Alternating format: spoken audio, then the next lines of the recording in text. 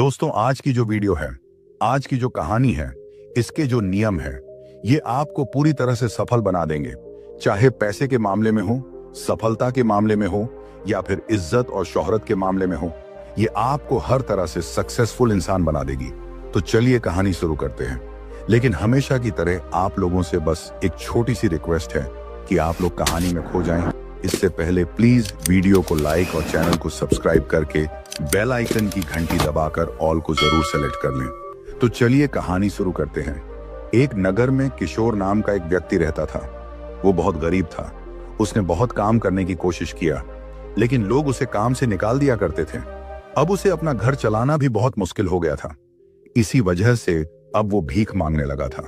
भीख मांगते मांगते एक ऐसे घर पे जा पहुंचा जहां पर एक सक्सेसफुल बूढ़ा व्यक्ति रहता था। उस बूढ़े व्यक्ति ने उसे देखकर कहा कि बच्चा, तुम अभी जवान हो, तब भी तुम भीख मांग रहे हो, तुमको शर्म नहीं आती। तब उस बूढ़े व्यक्ति को अशोक ने अपनी सारी कहानी सुनाई। तब उस व्यक्ति ने कहा कि बैठो बच्चा, आज मैं तुमको 8 ऐसे नियम बताऊंगा जिसे अगर तुम अपनी लाइफ में अपना लेते हो तो तुम्हें सफल होने से कोई नहीं रोक सकेगा। बस इन नियमों को गौर से सुनना और अपने जीवन में जरूर अपनाना। तब उस बूढ़े व्यक्ति ने उसे नियम बताना शुरू किया। नियम नंबर 1, लोगों को अपनी तरफ लाने के लिए चारे का उपयोग करें। किसी को अपनी तरफ आकर्षित करने के लिए आपको चारा डालना पड़ेगा। जैसे कि जब हम मछली पकड़ते हैं तो उस कांटे में चारा लगाते हैं, तभी जाकर मछली फंसती है। इसी तरह कस्टमर को अपना बनाने के लिए नई टेक्निक का उपयोग किया जा सकता है। इसी तरह लोगों को भी अपनी तरफ आकर्षित करने के लिए पैसों या अन्य लालच का उपयोग किया जा सकता है। अगर आपको अपने बिजनेस को ग्रो करना है तो नई नई चीजों का इस्तेमाल करना पड़ेगा। इसे समझते हैं कुछ इस तरह। सोनू नाम का एक आदमी था। उसकी कपड़े की दुकान थी जो कि मार्केट में काफी फेमस भी थी। उस नगर के ज्यादातर लोग उसके ही दुकान से कपड़े खरीदते थे। अब मोनू उसी एरिया में कपड़े की दुकान खोलने की सोचता है। लोग उसे मना करते हैं कि तेरी दुकान नहीं चलेगी, तू पागल मत बन, अपना पैसा तू क्यों फंसा रहा है। लेकिन मोनू किसी की एक नहीं सुनता। वो कपड़े की दुकान खोल लेता है, लेकिन उसके पास कस्टमर नहीं आ रहे थे। तब मोनू ने एक दिमाग लगाया। मोनू एक स्वीप कार्ड का निर्माण किया। फिर उसने उसकी एडवर्टाइजमेंट किया। उसने 1000 की शॉपिंग पर 1000 पॉइंट देना शुरू कर दिया। उस 1000 पॉइंट का 100 रुपए बनता था। उसका कहना था कि आप हमारे यहां शॉपिंग करो, कार्ड को स्वीप करो, आपके कार्ड पर आपके पॉइंट ऐड हो जाएंगे, फिर आप कभी भी इस पॉइंट से शॉपिंग कर सकते हैं। अब लोगों की लाइन लगने लगी थी। मोनू को अब और भी ब्रांच खोलने पड़ गए थे। 5 सालों के बाद सोनू की दुकान बंद होने की कगार पर आ चुकी थी और मोनू के उसी नगर में 10 ब्रांचेस ओपन हो चुके थे। सोनू समय पे अपने माइंड का इस्तेमाल नहीं की, इसलिए वो अपने कस्टमर को खो दिया। मोनू सही समय पर अपने माइंड का इस्तेमाल किया और कुछ ही दिनों में ढेरों कस्टमर बना लिया। ये होती है मार्केटिंग। हमेशा अपने कस्टमर को कुछ अच्छा देने की कोशिश करते रहो ताकि वो आपके ही बने रहें, क्योंकि कस्टमर किसी के नहीं होते। नियम नंबर 2, आपकी रेपुटेशन पर बहुत कुछ निर्भर करता है। इसे सुरक्षित रखें। लोगों के बीच में आपकी इज्जत या रेपुटेशन बहुत मायने रखती है। अगर आपकी इज्जत है तो लोग आपकी बातें सुनेंगे, अन्यथा कोई आपकी बातों को नहीं सुनेगा। इसीलिए अपनी रेपुटेशन को बनाए रखना बहुत जरूरी है। दोस्तों, आप हम सभी देखते और सुनते हैं कि कोई नेता एक सभा में आता है, बड़ी बड़ी बात करता है और हम उसकी बातों को मान लेते हैं, यानी हम उस पर भरोसा कर लेते हैं। और वो अपनी उन्हीं बातों की वजह से, अपनी उन्हीं आदतों की वजह से वो हमसे वोट ले लेता है। ये सब कैसे होता है? ये सब होता है उसकी रेपुटेशन की वजह से, उसकी जो समाज में इज्जत होती है, इस वजह से। अब वो इज्जत, वो रेपुटेशन कैसी भी हो, चाहे पावर की वजह से हो, चाहे पैसे की वजह से हो, या फिर चाहे आप उससे प्रेरित हो, इसकी कोई भी वजह हो सकती है। और उन सब का निचोड़ एक ही निकलता है कि समाज में उसकी रेपुटेशन है, उसकी समाज में इज्जत होती है। इसी वजह से आप उसे सुनने के लिए दूर दूर तक जाते हैं। वो भी तो एक इंसान ही है। आपके गली मोहल्ले में भी तो उससे अच्छे लोग रहते हैं। फिर आप उनकी बात को क्यों नहीं मानते और उस नेता की बात को क्यों मान लेते हैं? क्योंकि उसकी समाज में एक रेपुटेशन बन चुकी है, समाज उसे इज्जत देने लगा है, इसीलिए आप उसकी बात को मानते हैं। बहुत से लोग होते हैं जो कुछ पैसों के लिए, एक कप चाय के लिए, झूठी तारीफ के लिए लोगों की हर बात मानने लगते हैं। अब उससे उनकी इज्जत खाक में मिल जाती है। वो खुद उनकी रेपुटेशन को आग लगा लेते हैं और उन्हें कोई फर्क भी नहीं पड़ता। फिर कहते हैं कि कोई मेरी बात नहीं सुनता, कोई मेरी इज्जत नहीं करता। जब आप खुद अपनी इज्जत को कूड़े में मिला दिए हो तो अब आपकी कौन इज्जत करेगा? आपके आसपास बहुत से ऐसे लोग होते हैं जिन्हें लोग बहुत पसंद करते हैं, जिन्हें लोग फॉलो करते हैं, जिनकी छोटी सी बात का भी लोगों पर बड़ा प्रभाव पड़ता है, क्योंकि उन्होंने अपनी रेपुटेशन बनाई है। आपको भी अपनी रेपुटेशन बनानी पड़ेगी। इसके लिए आपको बिजनेसमैन या प्रधानमंत्री बनने की जरूरत नहीं है। आप अपनी कंपनी में या स्कूल में भी ये चीज यूज कर सकते हैं। अगर आप कंपनी के किसी फील्ड में अच्छे हैं तो लोग आपकी बात मानेंगे, आपकी सुनेंगे। स्कूल में अगर आप किसी सब्जेक्ट में अच्छे हैं या टॉपर हैं तो एवरेज स्टूडेंट्स आपकी बात को मानेंगे। ये कहीं भी हो सकता है, बस आपको अपने आप को बेहतर बनाना है। तब समाज में आपकी इज्जत होगी, लोग आपकी बात सुनेंगे। नियम नंबर 3, अपने इरादों को छिपाए रखें। यह नियम बताता है कि अपने कामों और इरादों को छिपाए रखना चाहिए। अगर हम हमारे इरादे या हमारा प्लान किसी को बता देते हैं तो कोई भी इसे हमारे खिलाफ इस्तेमाल कर सकता है।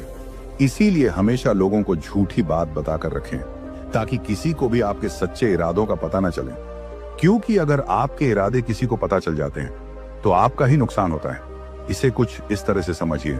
अजय नाम का एक लड़का था, वहीं उसके पड़ोस में राहुल नाम का भी एक लड़का था।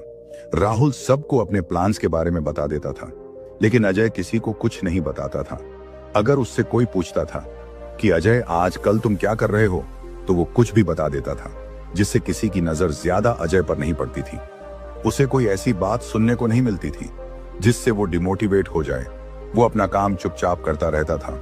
वहीं राहुल जो सबको अपने प्लान्स बता देता था, इसकी वजह से उसे बहुत समस्याओं का सामना करना पड़ता था। कोई उसे कुछ बोलता तो वहीं कोई कुछ बोलता। कोई कहता इसमें ज्यादा प्रॉफिट नहीं है, तो कोई कहता है कि ये तो मैं करके छोड़ दिया हूं, इस काम में इतनी जल्दी सफलता नहीं मिलती। और कोई तो उसके प्लान्स को ही चोरी कर लेता था। यानी राहुल सोचता ही रहता था, दूसरा आदमी उस काम को शुरू कर लेता था, जिससे उसे अच्छा फायदा हो जाता था। 5 साल बाद राहुल जहां था वहीं रहा और अजय अमीर हो गया। इसीलिए जो बुजुर्गों ने कहा है वो बिल्कुल सही कहा है कि अपने काम की खूबी और अपनी औरत की बुराई किसी को ना बताओ, वरना जीवन भर पछताओगे। नियम नंबर 4, अपने से ऊपर के किसी भी इंसान को अपना टैलेंट और स्मार्टनेस ना दिखाएं। यह नियम बताता है कि कभी भी अपने से बड़े लेवल के इंसान को स्मार्टनेस दिखाने या उन्हें खुश करने की कोशिश ना करें।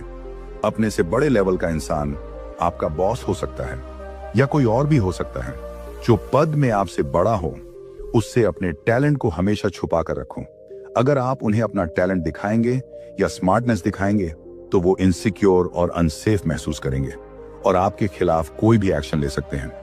उदाहरण के लिए आप इस कहानी से समझ सकते हैं। एक बार किशन नाम का एक लड़का था। वो एक कंपनी में जॉब कर रहा था।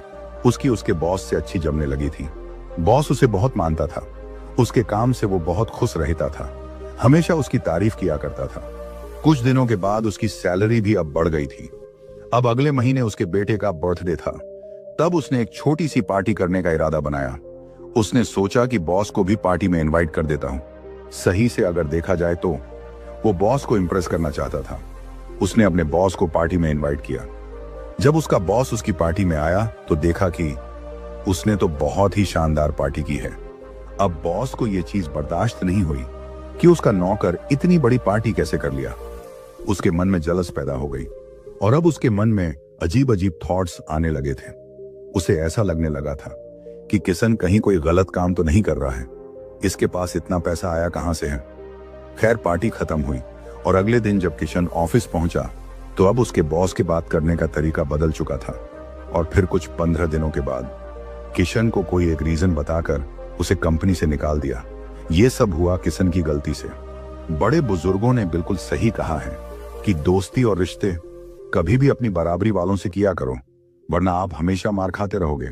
सीधा सा इसका मतलब यह है कि अपने से ऊपर वाले इंसान को हमेशा बेहतर दिखाने की कोशिश करो, ना कि खुद को करो। जब आप उस मुकाम में पहुंच जाओ जहां से आपको कोई गिरा ना सके, तब आप अपने आप को बेहतर दिखा सकते हो। नियम नंबर 5, लोगों को अपने ऊपर निर्भर करो, ना कि तुम किसी पर निर्भर रहो। लोगों को अपने ऊपर इतना निर्भर कर दो कि वो आपको कभी छोड़ ही ना पाए या वो आपको कभी भी धोखा ना दे पाए। हर इंसान सिर्फ उसी चीज की अहमियत रखता है जो उसके लिए जरूरी हो। अगर आप उनके लिए बहुत जरूरी हैं तो वो आपको कभी भी नहीं छोड़ेंगे।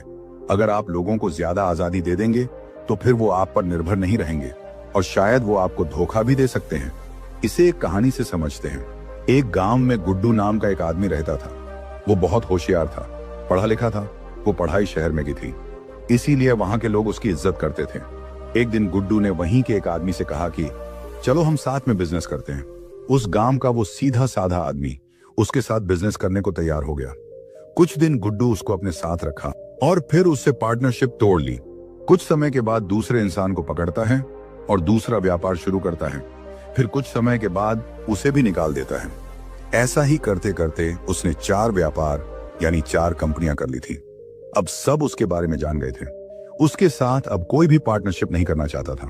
तभी अजय नाम का एक युवक वहां आता है और वो गुड्डू के साथ पार्टनरशिप करने को तैयार हो जाता है। लोगों ने उसे बहुत समझाया लेकिन वो किसी की एक नहीं सुनी। अब गुड्डू और अजय एक नया बिजनेस शुरू करते हैं। गुड्डू सोच रहा था, चलो एक और बकरा मिल गया है, अब हमारे 5 बिजनेस हो जाएंगे। लेकिन इस बार उल्टा हो गया। जो अजय था वो हमेशा गुड्डू के साथ रहता था। जो भी वर्कर वहां पर काम करने को आते थे, अजय किसी भी बहाने से उनको निकला देता था। अब गुड्डू परेशान होने लगा था कि आखिर ये वर्कर रुकते क्यों नहीं हैं। तभी अजय कुछ वर्कर लाता है और उन्हें उसी अपनी कंपनी में काम करने को लगा देता है। धीरे धीरे वो अब गुड्डू की जो दूसरी कंपनी थी, यानी जो उसका पहले का बिजनेस था, अब वहां के वर्कर को भी भड़काना शुरू कर देता है। इसी वजह से वहां के भी वर्कर निकलने लगते हैं। तब गुड्डू को अजय की मदद लेनी पड़ती है। अब वो अजय से कुछ वर्कर मांगता है अपने दूसरी कंपनी के लिए। अजय उसे वर्कर दे देता है। अब उसके जो कस्टमर थे, अजय उनको डिस्काउंट देने की बात करने लगता है, जिसे गुड्डू मना करने लगता है। लेकिन अजय किसी भी तरह से उसे समझा लेता है और गुड्डू उसकी बात मान जाता है। अजय इस बात को किसी के माध्यम से उन कस्टमर तक पहुंचा देता है, जिसकी वजह से वो सारे कस्टमर अजय की ओर आकर्षित होने लगते हैं। अब अजय पूरी तरह से गुड्डू पर हावी हो गया था। गुड्डू की सभी कंपनी में अजय के वर्कर्स काम कर रहे थे। गुड्डू के जो कस्टमर थे, उनमें से ज्यादातर कस्टमर अजय की बात मानते थे। अब यहाँ पर यह था कि अगर अजय हट जाता है तो गुड्डू की सभी कंपनी बंद होने की कगार में आ जाएंगी। तब अजय ने गुड्डू से कहा कि मुझे तुम्हारी सभी कंपनियों में पार्टनर बनना है, वरना मैं अलग काम कर लूंगा। गुड्डू के पास कोई और रास्ता नहीं बचा था। अगर वो अजय से काम अलग करता है तो उसके कस्टमर और वर्कर अजय के साथ चले जाएंगे। इस वजह से मजबूरन गुड्डू को अपनी सभी कंपनियों का पार्टनर अजय को बनाना पड़ गया। इसीलिए कहते हैं कि कभी भी तुम किसी पर डिपेंड ना रहो, बल्कि सामने वाले को अपने ऊपर डिपेंड कर दो, ताकि वो आपको कभी धोखा ना दे सके और ना ही कभी भी आपको छोड़ सके। नियम नंबर 6, कभी भी दोस्तों पर बहुत ज्यादा भरोसा नहीं करना चाहिए। दुश्मनों का उपयोग करना सीखें। बड़े बुजुर्ग हमेशा दोस्तों पर अंधा भरोसा करने के खिलाफ चेतावनी देते हैं, क्योंकि वो आपको कभी भी धोखा दे सकते हैं। दोस्तों पर बहुत ज्यादा निर्भर रहने से आप कमजोर हो सकते हैं। इसके बजाय दुश्मनों का उपयोग करना सीखें। दुश्मन अक्सर ज्यादा प्रिडिक्टेबल होते हैं और उनकी चालों को हम पहले से ही जान सकते हैं। उदाहरण के लिए इसे ऐसे समझें। एक बार 2 दोस्त एक शहर में रहते थे। एक का नाम था वसीम, दूसरे का हसीब। हसीब जो था वो बहुत ही साफ दिल का था। वो अपने दोस्त वसीम पर बहुत भरोसा करता था। वसीम जो बोलता हसीब मान लेता था। हसीब का जो बिजनेस था वो बहुत अच्छे से चल रहा था। हसीब के पास बिजनेस की ऐसी कला थी कि उससे उसके वर्कर्स, उसके कस्टमर सब उसकी तरफ बहुत जल्दी आकर्षित हो जाते थे और उसका जो प्रोडक्ट बनता था वो भी बहुत ही लाजवाब बनता था।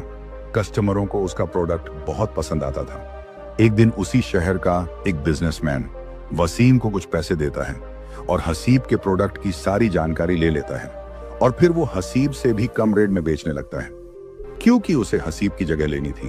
अब हसीब को नुकसान होने लगा था और उसका काम धीरे धीरे बंद होने के कगार पर आ गया था।